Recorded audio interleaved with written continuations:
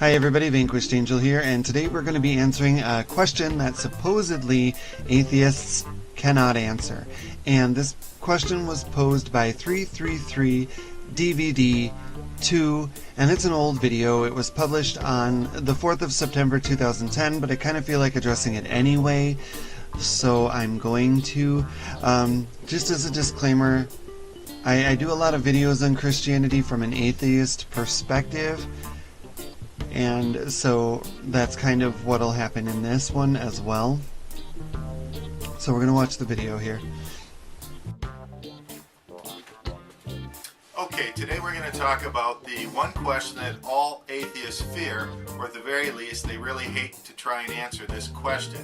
I've been debating, going back and forth with atheists for just over a year now, and sometimes I feel like catnip, and I feel like they think they're the cat. They see a Christian and they want to pounce on me and play. Well, first off, you just made a sweeping general assumption, just like they do with everybody else, and also you are victimizing yourself by saying that we pounce on Christians. That actually isn't the truth. In my moving from being more religious to less religious, I get attacked by a lot of Christians constantly and all the time for my statements. Like recently I just put a statement on YouTube that actually ended up to be hilarious, but I just put, well, if they're going to demonetize atheist videos and LGBT videos, they should demonetize Christian videos. I got a whole bunch of "you're going to hell, hellfire and brimstone" comments. I was the one being pounced on at that time. I thought was a quite balanced statement to make. But anyway, so that's not exactly true in that sense. Blocking you from forcing your religion on others is not you being the victim. It's stopping you from victimizing other people. Just like they do with everybody else. And they always pose this question, and the question is, give me the evidence that Christianity is true, that Jesus is God, things of that nature. So I'll thinking they're honest, I'm going to go down the evidence, and I'll cite the scientific evidence, the historical evidence, the archaeological evidence, third-party evidence, fulfilled prophetic evidence, statistical probabilities. I'll cite the eyewitness accounts of over 500 people that saw the events. 25,000 pieces of parchments and documents that are original and show that the text has never been altered. I go through mountains and mountains of evidence only to have them say at the end, well, that doesn't really count. That's not really evidence. You still don't have any proof that God exists, and you certainly don't have any proof that Jesus is God. Okay, all that evidence you cited is actually quite refutable, and evidence proves otherwise. You said that nothing has changed. Well, that's false. There's, 50 different versions of the Bible, from the Mormon Bible to the Protestant Bible to the Catholic Bible to, the Baptist Bible and they're all different. From the New version to the King James version to another version. There's many different versions in the Bible. If I were to look that up online, I do it a lot. See, disclaimer here. I've spent quite a bit of my life studying the Bible and many other religions, and I've actually dedicated a lot of my time to it and a lot of my studies to it. So your statement there that it's never changed, that's false. A lot has changed within Christianity. Before the 1500s, really only Catholicism had it, and the other books were considered Gnostics. And the reason why people didn't have their own personal Bibles back then is because printing presses weren't around. So you couldn't just print a Bible. To get a Bible, a book, was quite an endeavor just to make one.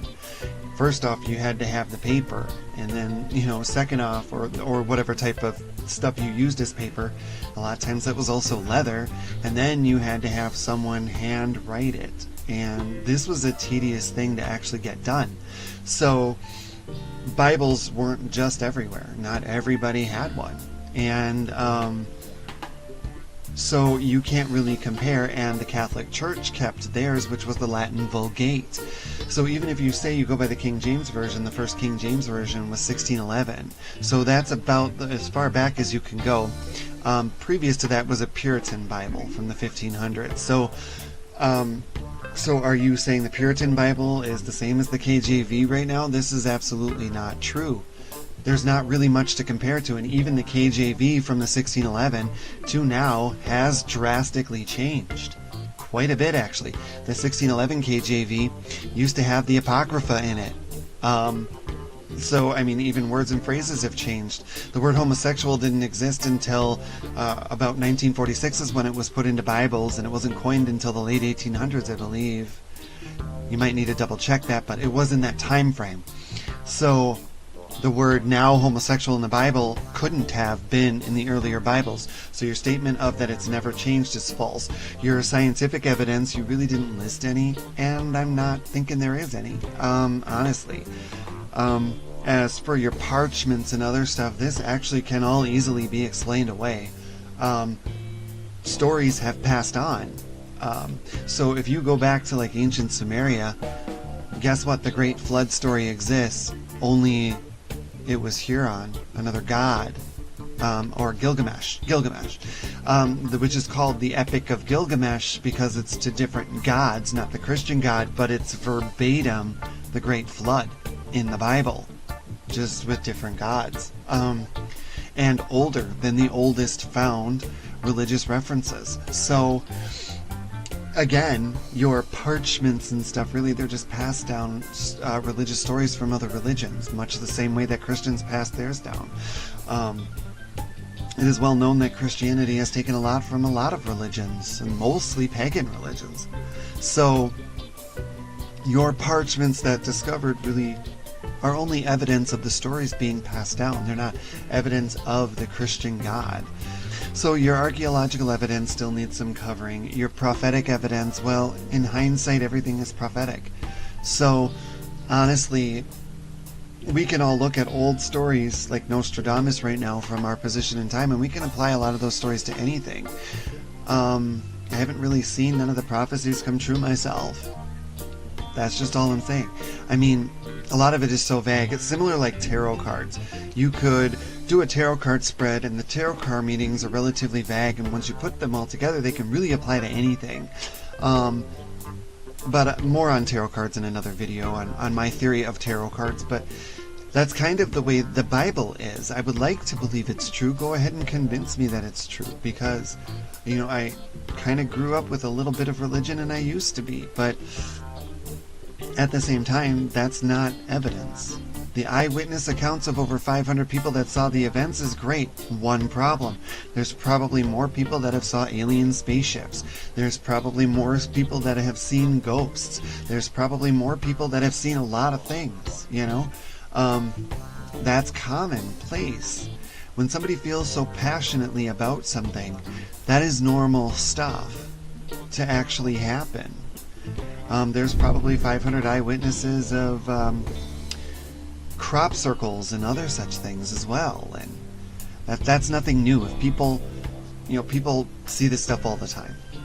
Another side note onto that, this 25,000 texts that are all original, that's false. We already know they're not original. Science tells us that most of them are not original. The sentence structure between Greek and Hebrew is very different, and they exist only in pieces, so there is no complete.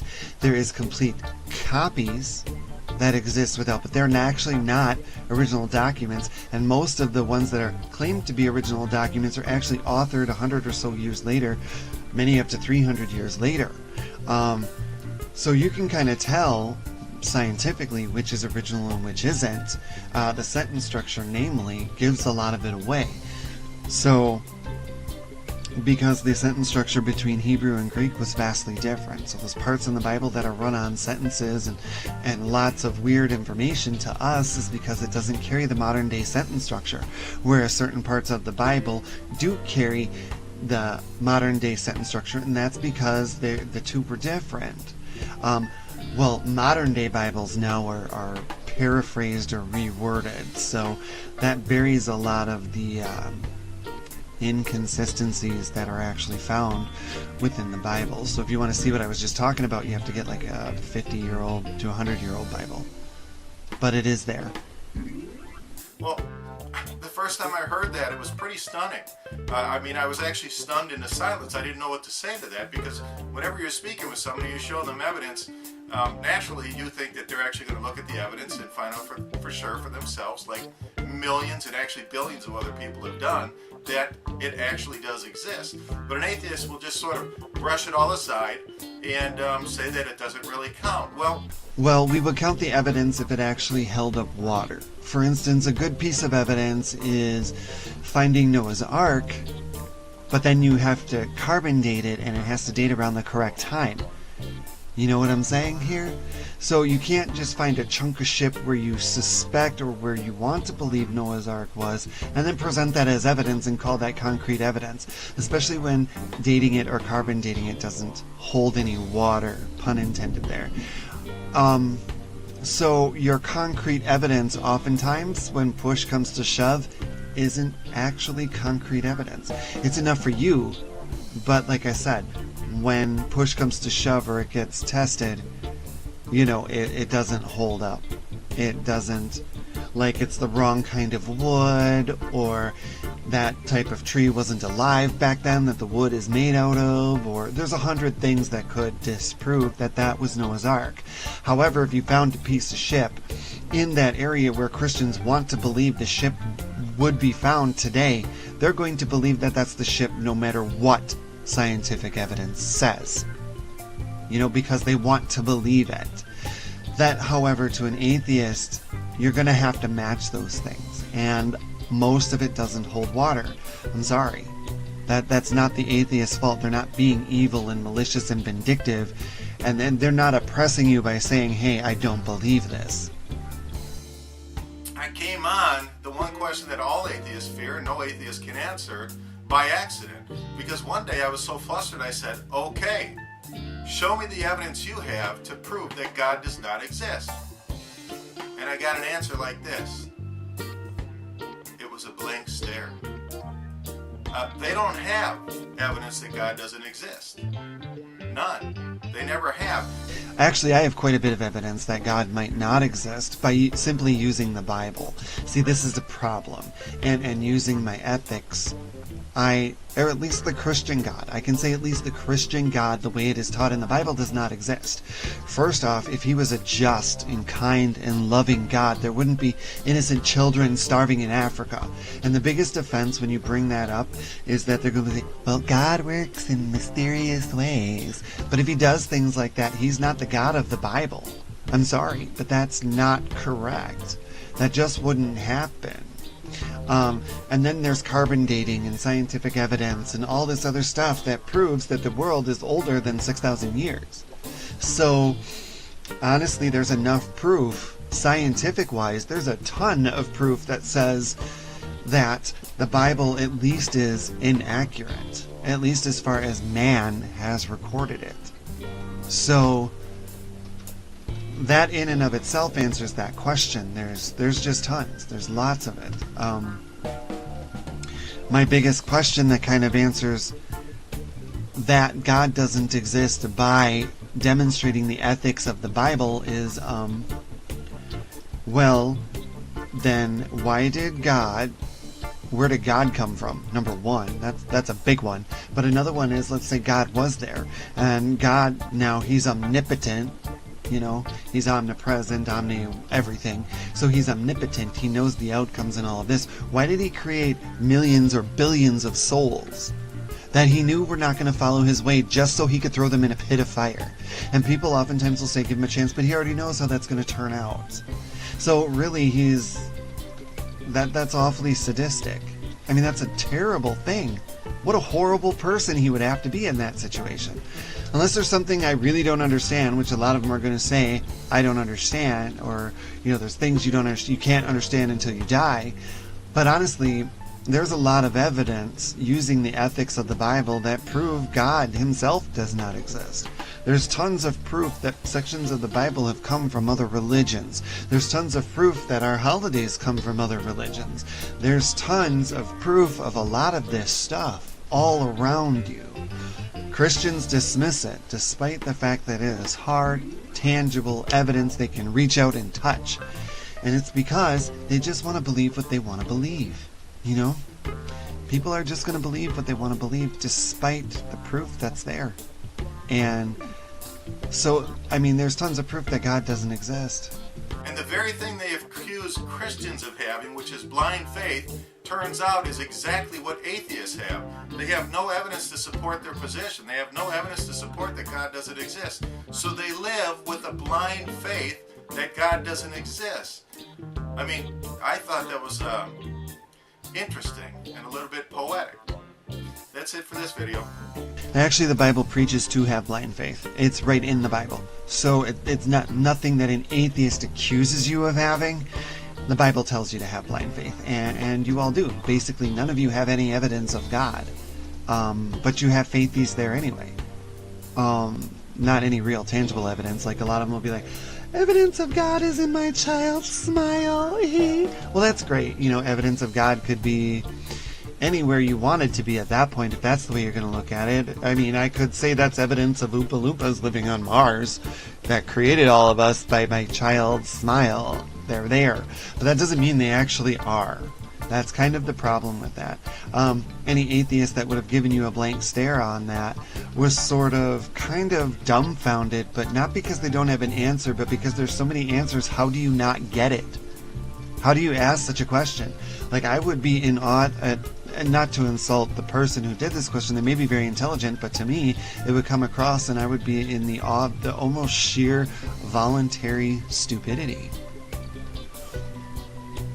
Alright, thanks for watching and have a good day.